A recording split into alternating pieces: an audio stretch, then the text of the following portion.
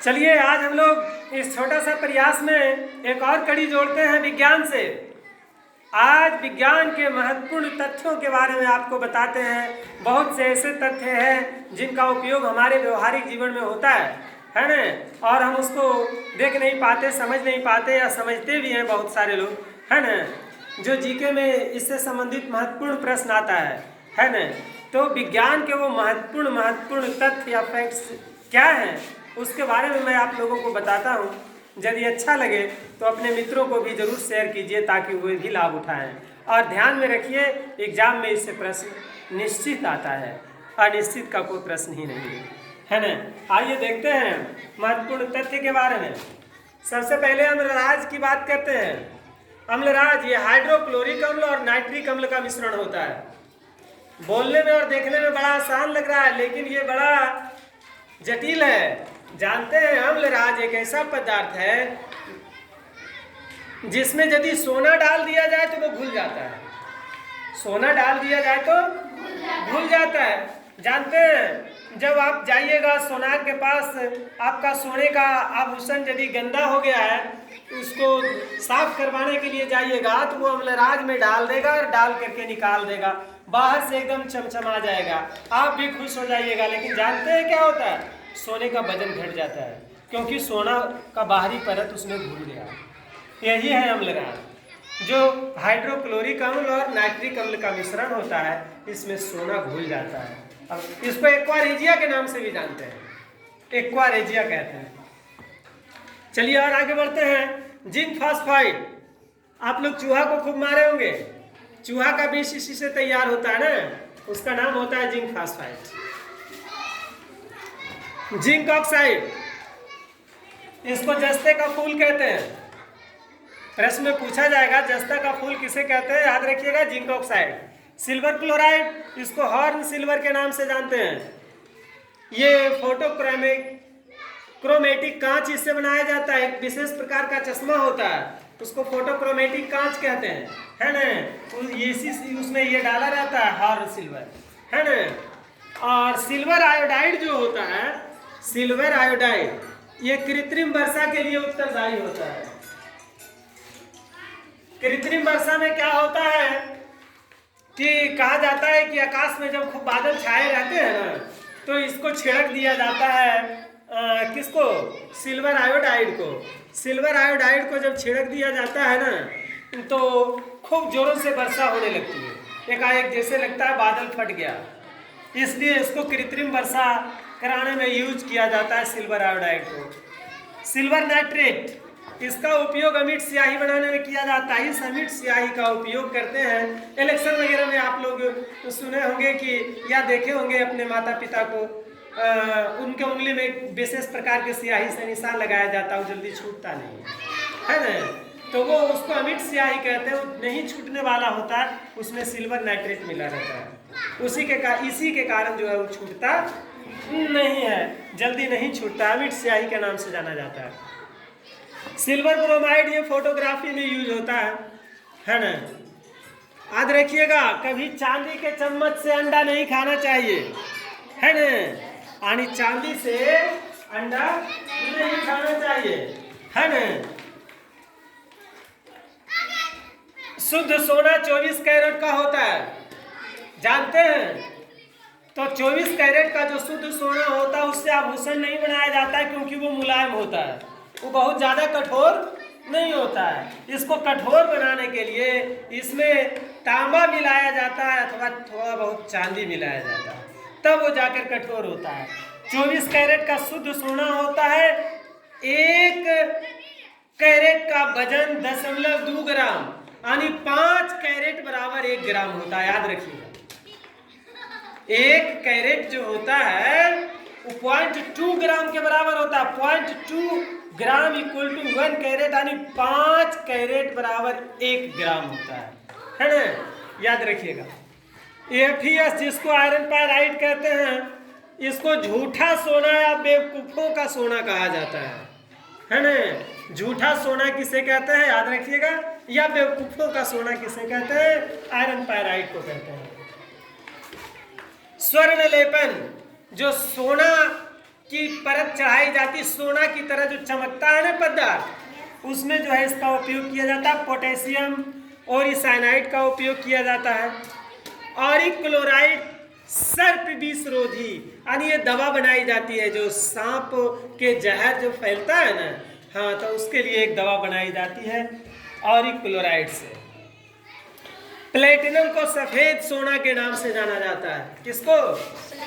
Platinum को। पारा को क्विक सिल्वर के नाम से जानते हैं। पारा के बारे में तो जानते होंगे, ये थर्मामीटर में डाला जाता है।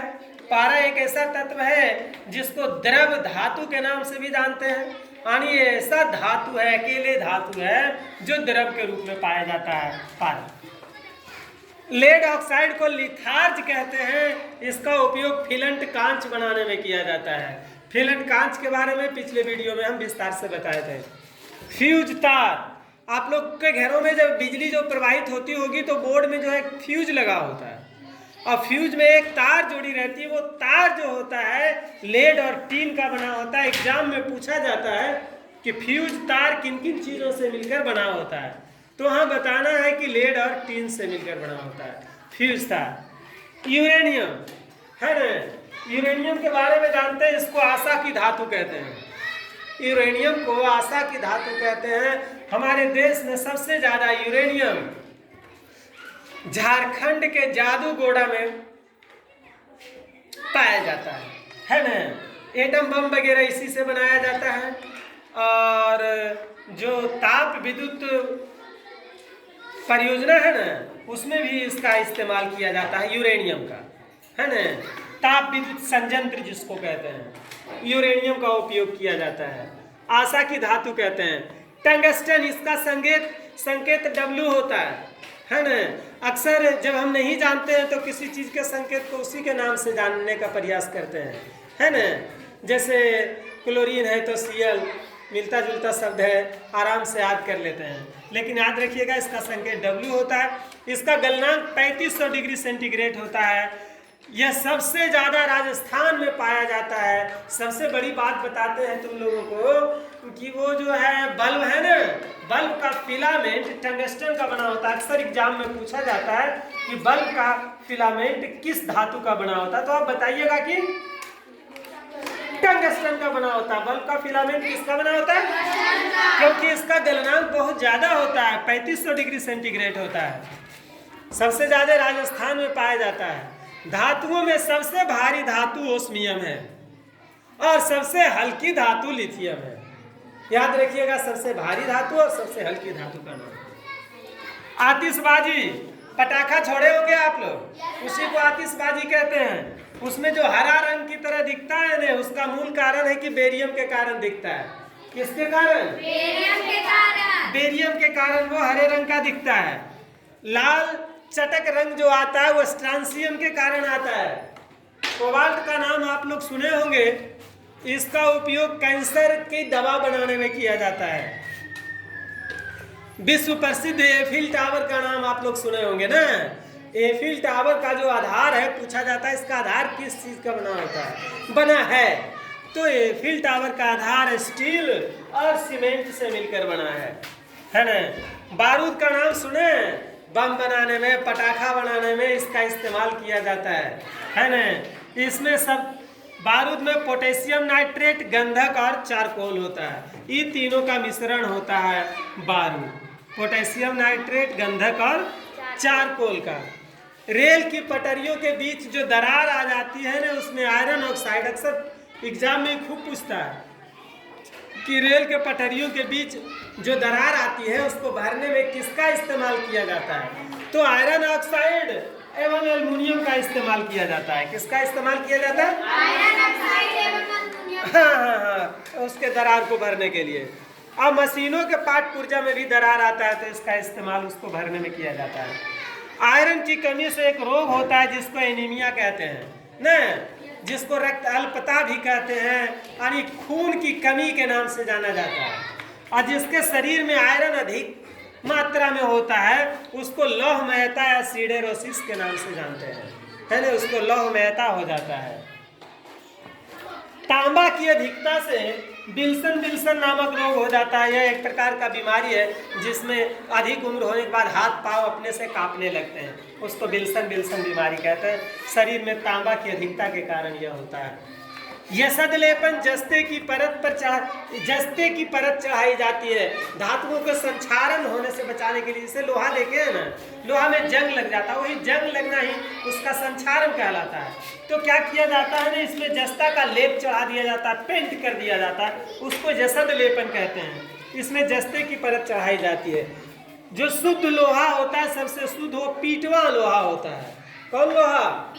पीटवा लोहा। चलिए ईंधन के बारे में बात करते हैं। इसको 3 भागों में बांटते हैं। ठोस ईंधन जिसमें लकड़ी होता है, कोयला होता है, चारकोल होता है, कोक होता है, ये सब ठोस ईंधन के रूप में के नाम से जाना जाता है।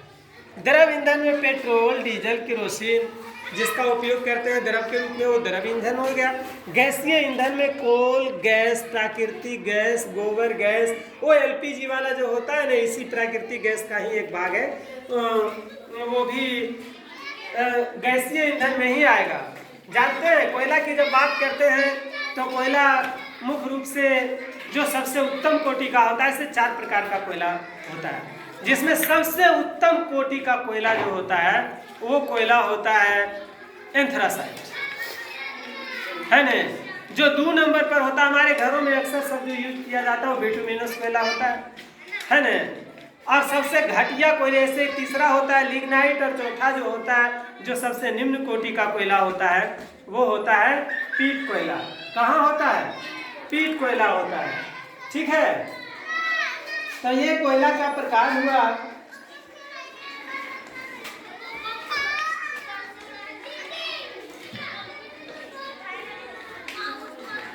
जो 4 प्रकार के हम लोगों को हमने बताया, सबसे उत्तम कोटि का कोयला एंथ्रासाइट और सबसे घटिया किस्म का कोयला पीट कोयला कहलाता है ना। हमारे घरों में मूल रूप से किस कोयले का यूज किया जाता है? बिटुमिनस, है ना। दूसरा प्रकार का कोयला होता है, 1 नंबर के बाद 2nd पोजीशन का। तो इसमें से एग्जाम में क्वेश्चन ये आता है ना कि सबसे उत्तम कोटि का कोयला कौन होता है, तो एंथ्रासाइट होता है। सबसे निम्न कोटि का कोयला कौन होता है, तो पीट कोयला बताना। ठीक है, चलिए इससे आगे आप लोग देखते रहिए। हम अगली बार भी जो है और कुछ नए नए तथ्य को लेकर आएंगे।